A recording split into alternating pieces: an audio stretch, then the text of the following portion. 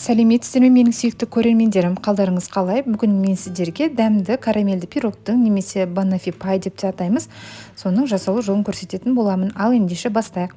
Ең алдымен салқын морозильниктен шыққан сары майды ұнға аунатып отырып, үккіштің үлкен көзінен өткізетін боламыз. Сары майды үккіштен өткізген сайын ұнға аунатып отырсаңыздар жеңіл болады.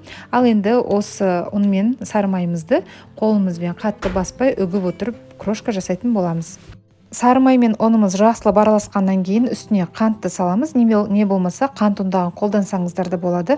Одан кейін тек жұмыртқаның сарысын салып қамыр илейміз. Мен бұл жерде 2 жұмыртқаның сарысын қолданып едім. Қамырым бірікпей қалды, сондықтан тағы бір жұмыртқаның сарысын қосып жақсылап қамыр иледім. Сіздер де жұмыртқаларыңыздың міндетті түрде көлеміне қараңыздар.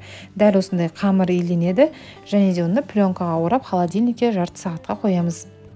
Форма менде 26 сантиметрлік, сіздер 24 сантиметрлікті қолдансаңыздар керемет болып шығады. 26-ға да негізі пісіруға болады екен, бірақ аздап жұқалау болып шығады. Форманың түбіне пергамент қағазын төсеп, шет-шетіне сары май жағып, қамырымызды қолдың көмегімен жұқалап жайып шығамыз және де бетін вилкамен тесеміз. Енді осы пирогымыздың негізін қызып тұрған духовкада сәл қызарғанша пісіретін боламыз. Піскен қамырды міндетті түрде бөлме температурасында дейін суытыңыздар. Одан кейін бетіне вареный сгущенканы жұқалап жайып шығамыз. Сондай-ақ менің арнамда бірнеше торттың, пирогтардың, тәттілердің видео рецепттерін таба аласыздар.